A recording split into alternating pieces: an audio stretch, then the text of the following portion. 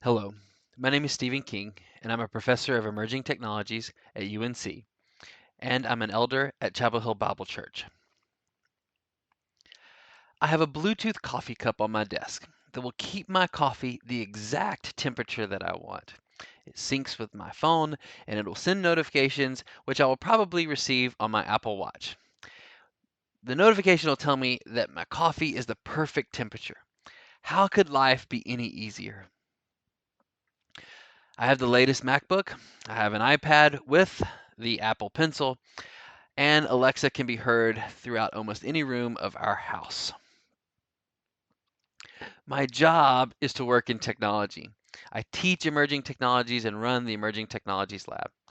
In the lab, we create virtual reality experiences that transport people to different times and places. I build robots that hopefully help people get around and do other things, and we build apps that engage audiences. So maybe I am a big part of the problem. So, knowing that, who in their right mind would ask me to teach a class about limiting technology? Who am I to talk about these topics? Well, my name is Stephen, and I have a problem. Technology has taken over my life and my kids. I scroll for hours on social media to escape decisions or to escape work that needs to be done. I click through Netflix with my wife, looking for something to watch, and 20 minutes later, we finally decide on something, and then there are scenes we both wish we hadn't seen, and we're left with a bad feeling about the whole experience. After school, when my boys get home, they want nothing more than to just sit in front of the TV and watch shows for hours. And if we push them to do something else, they probably go over there and ask Alexa to play Audible or to do something else for them. So, I have a problem. My family has a problem. And I'm guessing by the fact that you're listening to this and you're here to try to be a part of this, that you may see that you have a problem too. But it's a problem that can be solved, not instantly or easily. But I think we can do this together.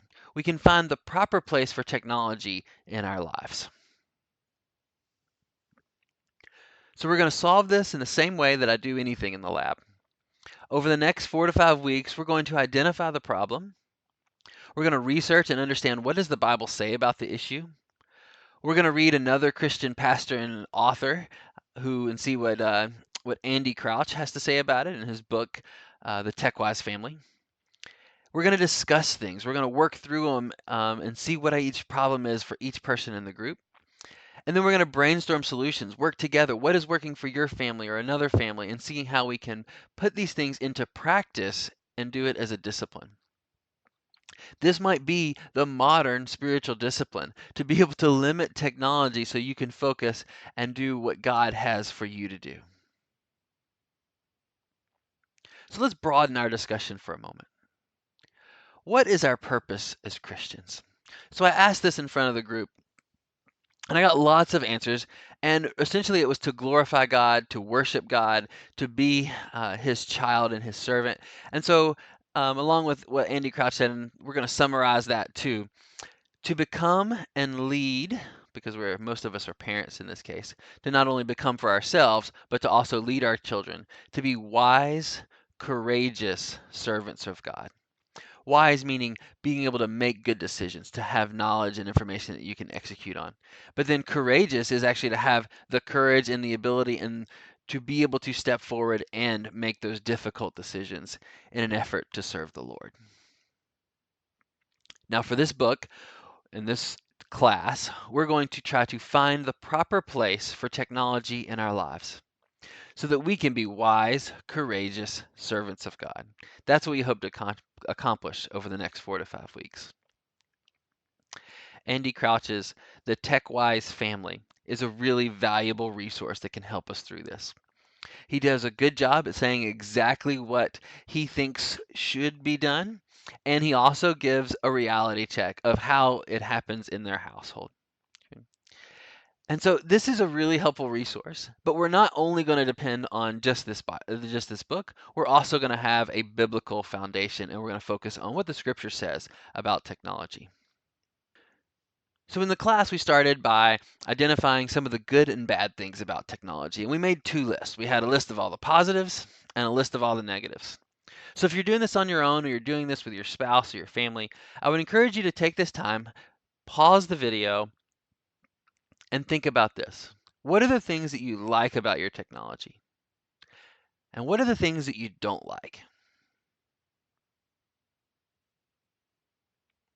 Some of the things that the group came up with were that there was an addiction, right? The fear of addiction, this need that you always have to keep finding out what's next and always answering.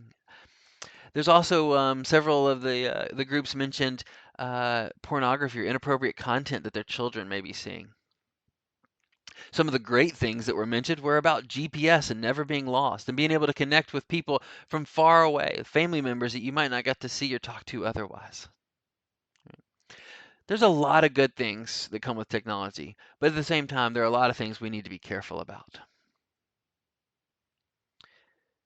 So if we all agree that we're in this place where we need to limit our technology so that we can better serve God, well, why does it matter, right? Why do we actually need to limit it? Why can't we just go along with everyone else? Well, I and Andy would say this. First, we are called to serve and to lead. We don't want to miss out on the best parts of God's creation. There are so many great ways that technology can even help enable this, right? That we could use apps to see and go and hike and do things. But what we don't want to do is to be so focused on our app that we miss what's right in front of us. And I don't want to miss out on very fruitful relationships with God, family, and friends. One thing I thought was really valuable in the book is Amy Crouch, Andy's 16-year-old daughter. She provides the foreword, and she writes from her perspective what it's like to be a child under a tech-wise parenting concept. And it's really enlightening. And so I would encourage you to take the time now to read that section of the book. Before I got married, I lived in an apartment in Washington, D.C. And I remember one Saturday, which was like many Saturdays, where I would order a dozen wings and a large pizza. I'd eat the whole thing and I'd watch college football all day long. I would spend 8, 10 hours watching football. Now, back then, that was probably fine. Today, I'm pretty sure that would make me sick. I don't need all those calories. Probably can't handle that. And when do I have 8 hours to spend doing nothing but watching football? Right? At the time, I didn't have kids. Now I do. And so my life has changed. Right? Things are different. And one thing that I hope that we get over the next few weeks is that this is not about a formula. It's not about here's the rules, take these, implement these with your family, and everything's going to be fine. But you're going to need discernment. You're going to need to be able to answer difficult questions and make tough decisions day in and day out, one after the other, and you're going to do it at different points in your life. Some of the people in our class are grandparents who are dealing with this with grandchildren. Some of the people are freshmen in college, doing this on your own. And some of us are parenting 3, 5 kids. And each situation is going to be uniquely different. And we need to be able to use discernment to make the right decision for our family. We also want to have a biblical foundation. We want to make sure that we know exactly what God has told us about technology. And you might think, God didn't really mention tablets or GPS in the Bible, but maybe he did. Moses, well, he did not consult his Google Maps or have GPS for directions to the Promised Land, although if he did, the story of Exodus might be quite different. And we know that Noah did not break down and give his son screen time when the rain wouldn't stop or when he needed them to build the ark. Maybe we wouldn't have had an ark. And the disciples did not need a digital sonar fish finder to make their biggest catch of their lives. And here's one of my favorites. John did not whip out his cell phone on the Isle of Patmos to call for help. nor could he listen to Audible or watch YouTube. Would we even have the book of Revelations if YouTube existed and was able to distract John in that way? And Jesus did not use a microwave to feed the 5,000 or pull out his Bible app to fight temptation in the wilderness. So the Bible does not mention screen time or tablets. Okay, well, maybe it does mention a couple of tablets. Let me start over. So the Bible does not mention high tech devices like we have today, but there is something in the Word that we do have. There's nothing in this world that the Bible does not cover. It gives us a foundation, and that helps us to make decisions that can be wise, God honoring choices. And we want to make sure we're focused on that foundation. So I asked the group, where does the Bible give guidance on technology? And there were lots of answers. Many people had lots of quotes or verses that they remembered from childhood, from adulthood, that they knew spoke to some of these issues. A lot about idols, a lot about good things that we put in front of us. And so here's a few. One from First Corinthians. So whether you eat or drink or do or whatever you do all to the glory of God. We're also going to talk about Exodus 31, where we talk about what is real technology, what are tools, and how do we use these things. And it's not just those. Here's 20 more. Okay.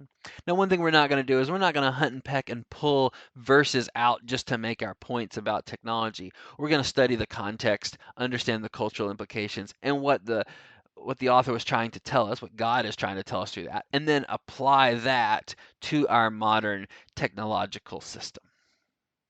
One thing that Andy did in the book was he pulled together these principles and he talked about things being in their proper place, that everything has a proper place, specifically technology. So I'm going to walk through these because I felt like this was a real great framework to help us to make good decisions, to be able to think about technology in a different way. So here's the first. Technology is in its proper place when it helps us bond with the real people we have been given to love. So, using technology like FaceTime to connect grandchildren to grandparents, that is a great use of technology. But it's out of its proper place when we end up bonding with people at a distance, like celebrities whom we will never meet. Technology is in its proper place when it starts great conversations. Here's a game called Heads Up that really brings people together, gets them talking and laughing and carrying on. And then it's out of its proper place when it prevents us from talking and listening to one another. We've all been there and we've seen this in restaurants and maybe at our own dinner table where everyone has a phone or everyone at the table has a phone, or even worse, one person doesn't have the phone and everyone else does. This is not the proper place for technology. Technology is in its proper place when it helps us to care for our fragile bodies. Okay? But it's out of its proper place when it promises to help us escape the limits of those vulnerabilities. So you don't have to give up your Fitbit or Apple Watch just because you're in this class. I think you're going to see that there might be a use for that technology in helping you to be healthier. But if I'm so focused on my rings that I ignore my family, then that is not where I want to be. Technology is in its proper place when it helps us to acquire skill and the mastery of domains that are the glory of human culture, like sports, music, the arts, cooking, writing, even accounting. Here is a member of our church who is doing a flight simulator, and I'm very thankful he was using the technology to enhance his skills as he flies jets around the country. But when we let technology replace the development of skill with passive consumption, something has gone wrong. Technology is in its proper place when it helps us to cultivate awe for the created world that we are a part of and responsible for stewarding. Again, great opportunity for apps to help us get out into nature and to see it and learn about it and learn it in new ways. But it's out of its proper place when it keeps us from engaging the wild and wonderful natural world with all of our senses. So technology is in its proper place when we use it with intention and care. We must be intentional about the decisions we make, and we must be careful about how we execute and use technology. Now, in addition to those nice principles that help us make those decisions, Andy walked through his family's 10 commitments. Now, he said these are not the 10 commandments, these are his family's commitments that they do to each other that is part of their keeping technology in its proper place. And during this class, we're going to create our own for our own family. And each one of us are going to write our own 10 commitments that we will commit to each other. But I wanted us to go through his so we can see what this might be like and how we might be able to do something similar. We develop wisdom and courage together as a family. Andy talked about how they do things to help and encourage each other. Number two, we want to create more than we consume. So we fill the center of our home with things that reward skill and active engagement. Learning, crafts, arts, games. This is the things that they spend a lot of time focusing on and we'll talk about later on. Number three, we are designed for the rhythm of work and rest. Work and rest. So they have this great commitment to 1 hour a day, 1 day a week, and 1 week a year. They turn off all their devices, worship, feast, play, and rest together. They do it at the dinner table for the hour, each Sunday afternoon, and then a week of vacation. Number four, we wake up before our devices do, and they go to bed before we do. There needs to be a time of quiet, of stillness in the home that doesn't have screens or sound running. Number five, we aim for no screens before double digits at school and at home. We've already blown this. So when he says double digits, he's talking about 10 years old. They didn't get a TV until they were until all their youngest child was 10. We have several TVs and we are past that age, but it doesn't mean that there's not a way that we can do this better than what we currently have. We could always get rid of it. Number six, we use screens for a purpose, and we use them together rather than using them aimlessly alone. So, for example, TV family movie night. Family movie night might be a great use of technology that brings the family together. But if we're sitting all in different rooms watching movies, that's probably not the best use of family time.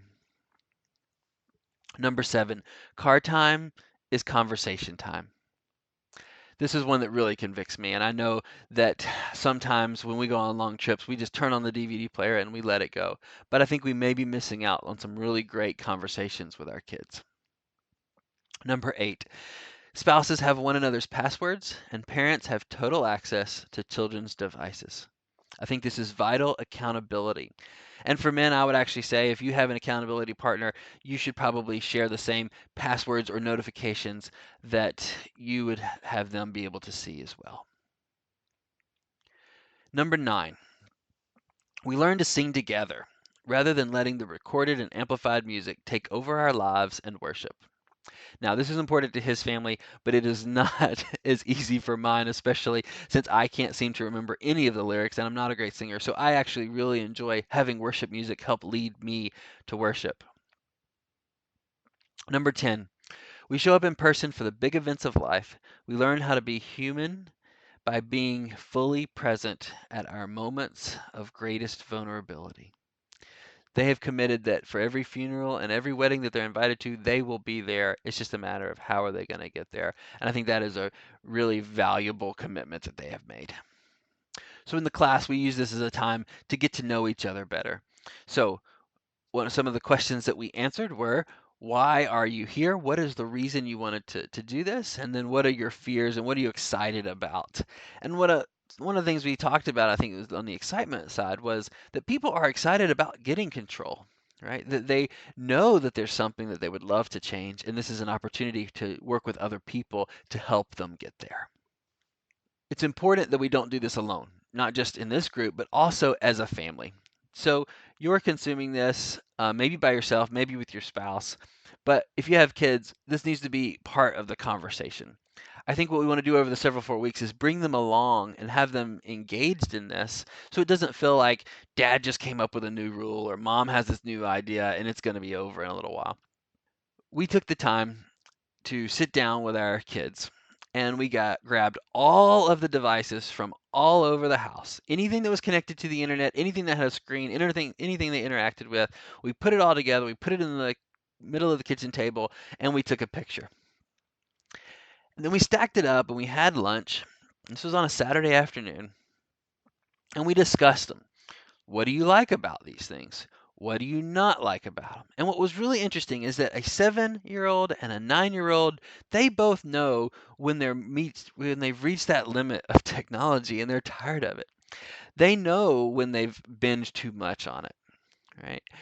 What was really interesting was when our 7-year-old asked our 9-year-old, which would you give up?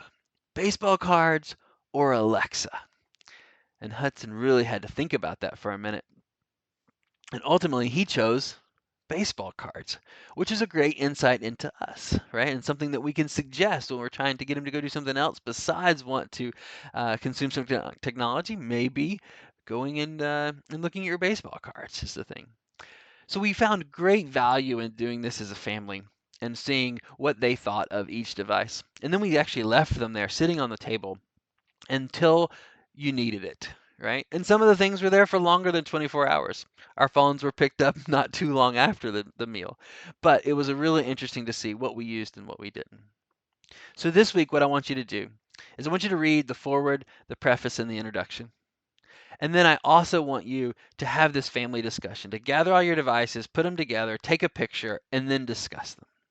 Okay. See how many you actually have and what do you need? What do you use? What do you not need? What can you give up? And have that thoughtful discussion. Next week, we're going to have a panel discussion. We're going to do this as a group where we're going to bring in some new voices, and we're going to I'm going to do some interviews and ask some questions, and it should be a really interesting time. And we will discuss what you learned with your family doing this. And then for the third week, I want you to read part 1 of the book, which includes the first 3 chapters. We have a difficult line to walk. We must find the proper place for our technologies. And to find this proper place, we've got to train ourselves to be disciplined. We've got to work hard and be disciplined and do it as a team. And I don't always want to come to an athletic reference, but I think this one really fits because I think we've got to work hard together and be disciplined together so that we will be able to be wise, courageous servants of God.